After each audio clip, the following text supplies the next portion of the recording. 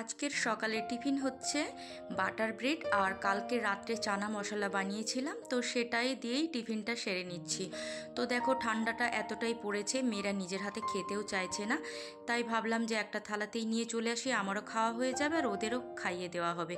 মাঝে মধ্যে মেয়েদের এরকম আবদার মেটাতে বেশ ভালোই লাগে। গুড মর্নিং বন্ধুরা, আশা করছি তোমরা সকলেই খুব ভালো আছো আর আমিও ভীষণ ভালো আছি। আজকে হচ্ছে সোমবার, এখন ঘড়িতে সময় হচ্ছে ওই 11টা মতো। তো এখন থেকেই তোমাদের সাথে নিয়ে ব্লগটা স্টার্ট করে দিচ্ছি, আর আশা রাখছি আমার আজকের ব্লগটিও তোমাদের বরাবরের মতোই ভালো লাগবে। তো দেখো টিফিন খাওয়া দাওয়া শেষ করে এখন বসে গেছি তার কারণ হচ্ছে, দেখো তোমরা ভাববে চুল খুলে দিদিভাই বসে বসে কী করছে। তো চুলের অবস্থা একদম শোচনীয়, এই যে একদম যাচ্ছে তাই অবস্থা, একদমই আমি চুল আঁচড়াই না জানো তো, সামনেটাকে আঁচড়ে নিই আর পিছনটা ওই সে খোপা করে তুলে রেখে দিই, ব্যাস এই আমার সব জায়গায় যেখানেই যায় ওই চুলের স্টাইলই তোমরা দেখতে পাবে। তো যাই হোক, এখন তো শীতকাল বলে আর ওই চুল ফুল একদমই আঁচড়াআঁচড়ি করি না। তো ছোটো মেয়ে জোর করে বসিয়েছে আমাকে এখন আর কি আমার চুলে আর কি তেল ম্যাসেজ করে দেবে। আর সত্যি কথা বলতে কি অনেকদিনই তেল নিইনি জানো তো, আর এত বড় চুল আমার যে মাথায় স্নান করতে কি বলতো খুব কষ্ট হয় শীতকালটা। তো ওই সপ্তাহে 2 দিন ছাড়া স্নান করে উঠতেও পারি না। তো ওই জন্য আজকে ভাবলাম মাথাতে একটু স্নান করব। তো ওই জন্য এই যে মেয়ে এখন চলে এসেছে তেল নিয়ে। আর সোমবার হলেও আজকে মেয়ের আবার স্কুল ছুটি বলতে মানে অফলাইন হবে না, ক্লাস হচ্ছে না, অনলাইনে ক্লাস হচ্ছে। তো মেয়ের আবার সব মানে ম্যামেদের ক্লাস করতে সবটা ভালো লাগে না বলে কি করেছে বলো তো, 2-1টা ক্লাস করছে যেগুলো ইম্পর্টেন্ট, আর যেগুলো বোরিং ক্লাস সেগুলো করছে না, বুঝেছো। তো সেই ফাঁকে আমার চুলে আর কি মাকে একটু যত্ন করে দিচ্ছে, মানে চুলে তেল দেওয়াও হচ্ছে, মাকে তেল দেওয়াও হচ্ছে। অবশ্য কি বলতো, মেয়ের এইসব ব্যাপারগুলো আমি কিন্তু সাপোর্ট করি, কারণ আমাদেরও সময় দেখবে অনেক কিছু ক্লাস থাকতো, স্যারেদের ম্যামেদের এই ক্লাসটা করতে ভালো লাগে না, ওই ক্লাসটা করতে ভালো লাগে না, এই ব্যাপারগুলো। তাই আমি সবসময় চেষ্টা করি আমার ফিলিংসগুলো মানে ওদের ফিলিংসগুলো নিজের মতো করে বোঝার আর কি। যেহেতু ওই বয়সটা আমরা পার করে এসেছি, তাই এগুলো বুঝতে খুব একটা অসুবিধা হয় না, তাই টুকটাক একটু ছাড় দিতেই হয়। তো যাই হোক, চলো এখন হেয়ার অয়েলটা করে দিই ভালো করে, তারপর সংসারের বাকি কাজকর্মে হাত দেবো। আর এই সংসারের কাজকর্ম করতে করতে আমাদের মতো হাউসওয়াইফদের দেখবে নিজেদের আর যত্ন করাই হয় না, কিন্তু একটু হলেও যত্ন করতে হবে। অবশ্যই শীতকাল বলে একটু বেশি গাফিলতি হচ্ছে, শীতকালটা পেরিয়ে গেলে দেখবে আবার চাঙ্গা দিয়ে একদম উঠে নিজের যত্ন করব। আর আমার সত্যি কথা, শীতকালে দেখবে খুশকি, শীতকালে এই যে মুখের দাগগুলো আমার একটু বেশি বোঝা যায়, শীতকালে চুলের অবস্থা পুরো ড্রাই, মানে শীতকাল আসলেই দেখবে অনেক রোগের মানে আনাগোনা হয়, শীতকাল যেই চলে যাবে অমনি রোগগুলোও দেখবে পিছন পিছন হাঁটা লাগাবে। তো যাই হোক, চলো পরে আবার তোমাদের সাথে কথা বলছি। আমরা গার্জেনরা যদি আমাদের বাচ্চাদের চাওয়া পাওয়াগুলো একটুখানি বোঝার চেষ্টা করি, তাহলে ওরাও কিন্তু আমাদের যে চাওয়া পাওয়া সেগুলোও কিন্তু বোঝার চেষ্টা করবে, অনেকটা গিভ অ্যান্ড টেক পলিসির মতো। কারণ সন্তানকে যদি সব কিছুতেই বাধা দেওয়া হয়, তাহলে কিন্তু আমার মনে হয় সে সুসন্তান হতে পারে না। তাই কিছু কিছু ক্ষেত্রে তাদের চাওয়া পাওয়াগুলোকে প্রাধান্য দেওয়াই উচিত, অবশ্যই এটা আমার মত। কারণ সবসময় যদি সব কিছুতে বাধা দিই, তাহলে কিন্তু ওরা বিরক্তিবোধ করবে এবং আমাদের প্রতি অসন্তুষ্টও হবে। তাই কোনো কোনো ক্ষেত্রে আমি কিন্তু ওদেরকে যথেষ্টই ছাড় দিই। আবার যখন ওরা কোনো কিছু ভুল করে বসে, সেই মুহূর্তটা কিন্তু আমি কোনো কিছুই বলি না, কারণ অযথা যদি সেই মুহূর্তে ওদের সাথে কথা বাড়াই, তাহলে কিন্তু অযথা তর্ক বিতর্ক বেড়ে যাবে। যখন ওরা ঠান্ডা মাথায় থাকে, তখন আমি ওদেরকে উদাহরণ দিয়ে বা কিছুটা যুক্তি দিয়ে বোঝানোর চেষ্টা করি, যাতে করে ওরা ওদের নিজেদের ভুলগুলো বুঝতে পারে। আর দেখবে যে কোনো সম্পর্কেই সেই তর্ক বিতর্কের মুহূর্তগুলো বাদ দিয়ে যদি ভালো মুহূর্তের সময় কথাগুলো তুলে ধরা হয় বা আলোচনার মাধ্যমে বসা হয়, তাহলে কিন্তু অনেক সম্পর্কই মধুর হয়। আর সেই মুহূর্তে যদি আমরা কথা বাড়াতে থাকি, তাহলে কিন্তু তর্ক বিতর্ক ছাড়া আর মনোমালিন্য ছাড়া কিছুই জুটবে না। তাই আমি সবসময় চেষ্টা করি মেয়েদের যেসব ভুল ত্রুটিগুলো থাকে, তখন সেই মুহূর্তে আমি কিচ্ছু বলি না, পরে যখন তারা ঠান্ডা মাথায় থাকে তখন তাদেরকে বুঝিয়ে বলার চেষ্টা করি। আর এতে করে আমি দেখেছি অনেকটা ফলও পেয়েছি। তো এটাই হলো আমার মানে বাচ্চা মানুষ করার পদ্ধতি। তো তোমাদের সাথে এটুকুই শেয়ার করলাম। যদি কিছু তোমাদের ভালো লেগে থাকে তাহলে তোমরা এভাবেই বাচ্চাদেরকে ট্রাই করবে, মানে চেষ্টা করবে এভাবে মেশার, দেখবে অনেকটা কাজে দেবে। আর ছোটোর থেকে অবশ্যই একটু শাসনে রাখতে হবে, কিন্তু একটা বয়সের পর না বাবা মাকে তার সন্তানদের সাথে ফ্রেন্ডলি আচরণ করতে হয়। তাহলে সত্যিকারে বলতে কি তারা কিন্তু অনেকটা মন খুলে কথা বলতে পারবে।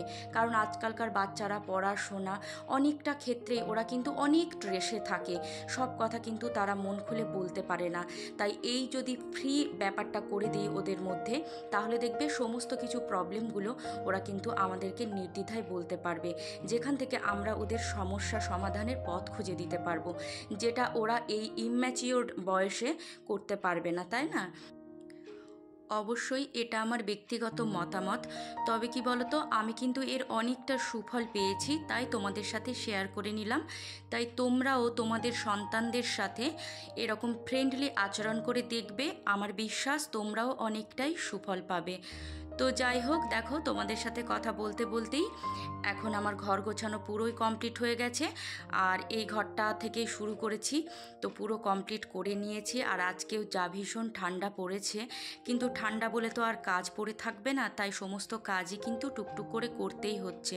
কদিন আর কাজ না করে থাকা যাবে, কারণ সংসার যতই কাজ ফেলে রাখবো ততই কিন্তু কাজ জমে যাবে। আর আমরা কি বলতো, দেখবে কাজ করতে করতে এমন একটা নিজেদেরকে অভ্যাসে পরিণত করে নিয়েছি, সেই কাজটা যদি না করি তাহলে কিন্তু দেখবে মনটাও ভালো লাগে না।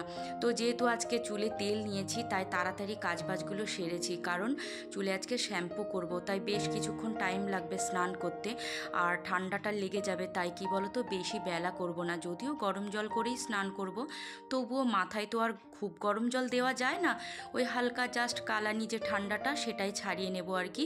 তো এখন দেখো আমার রান্না বান্না সব কমপ্লিট হয়ে গেছে, এখন রান্নাঘরটা ভালো করে ক্লিন করে নিচ্ছি।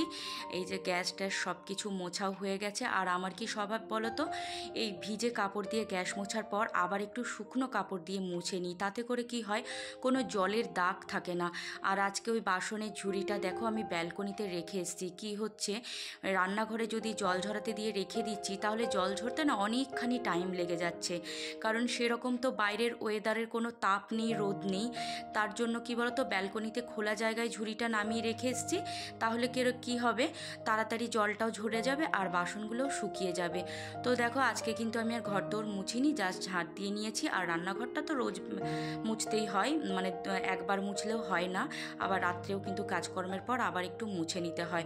তো এখন দেখো জায়গা মতো সব পা মোছাগুলো পেতে দিচ্ছি, আর এখন এই যে চলে যাচ্ছি স্নানে। তাই ভাবছি যে শ্যাম্পু করব, চুলটা যাতে তাড়াতাড়ি শুকিয়ে যায়, ওই জন্য স্নানটা তাড়াতাড়ি করে নিচ্ছি। আর ওদিকে দেখো আমার হাজব্যান্ড আর বড় মেয়ে কিন্তু অলরেডি খেতে বসে গেছে, আর ছোটো মেয়ে ক্যামেরাটা একটু ধরে দিচ্ছে। তো আমার স্নান হয়ে গেছে, এখন আমি এই যে জামা কাপড় যেগুলো হাতে কাচাকাচি করেছি সেগুলো ব্যালকনিতে রেখে দেবো, আর এখন দৌড়ে দৌড়ে গিয়ে আগে খেতে বসবো। অবশ্য পুজোটা বড় মেয়ে আজকে সেরে দিয়েছে, আমি একটু জাস্ট প্রণাম করে নেব, ব্যাস তাহলেই হবে। আর এই যে হাজব্যান্ড আর বড় মেয়ে খেতে বসে গেছে, এখন আমি আর ছোটো মেয়ে খেতে বসবো। তো আজকে রান্না করেছিলাম ওই কুমড়ো, মূলো আর আলু বড়ি দিয়ে একটা সবজি, বেগুন ভাজা আর টমেটোর চাটনি, আর হচ্ছে মুগের ডাল, আর সাথে স্যালাড তো ছিলই আর কি। আর এদিকে দেখো এখন খাওয়া দাওয়া করে চলে এসেছি ব্যালকনিতে।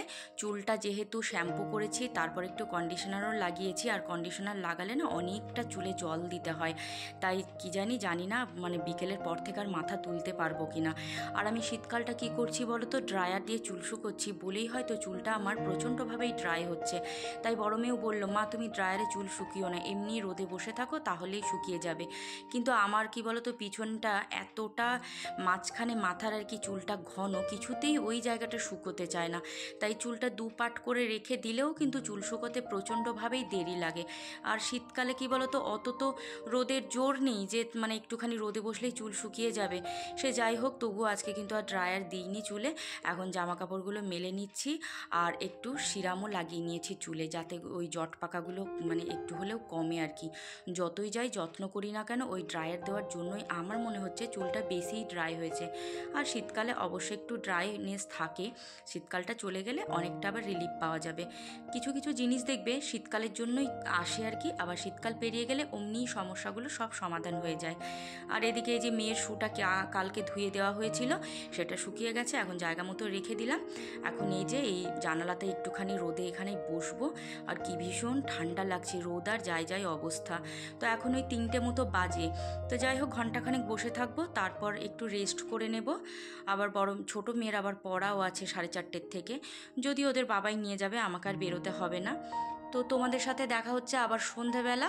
তো দেখো আলমারির থেকে এই যে লাল সোয়েটারটা দেখছো, সেটা আমার মেয়ের স্কুলের সোয়েটার, জানো তো, সেই যেমনকার তেমন কেনাই হয়েছিল। তো এটা এমনই একটা লাল, একদমই পছন্দ না, তো বড় মেয়েও কিছুতেই ওটা পরতে চায় না, আর আমার আলমারিতে তোলাই ছিল, তো আজকে মেয়ে জোর করে আমাকে এটা পরিয়েছে, বুঝেছো। তো যেগুলো ফেলে দেওয়া হয় সেগুলো আর কি আমার কপালে জোটে। আর আমরাও কি ভাবি বলো তো মায়েরা, যে পয়সা দিয়ে কেনা জিনিস পরে থাকবে, ঠিক আছে চলো ঘরেই পরে নিই, কিন্তু সত্যি কথা বলতে কি, দাম যাই হোক না কেন, কোনো জিনিসটা পরে যদি নিজেকে ভালো না লাগে দেখতে, তাহলে কিন্তু সেই জিনিসটা পরতে আমার একদমই ভালো লাগে না। সে দাম যেমনই হোক, বেশি দামের হলেও ক্ষতি নেই, কম দামের হলেও ক্ষতি নেই, কিন্তু যে জিনিসটা নিজে গায়ে পরবো, তাতে করে নিজেকে দেখে যেন ভালো লাগে, তবেই কিন্তু সেই জিনিসটার মূল্য থাকে, নয়তো সেই জিনিসটার যত দামি হোক আর যাই হোক না কেন, আমার কাছে তো মূল্যহীন।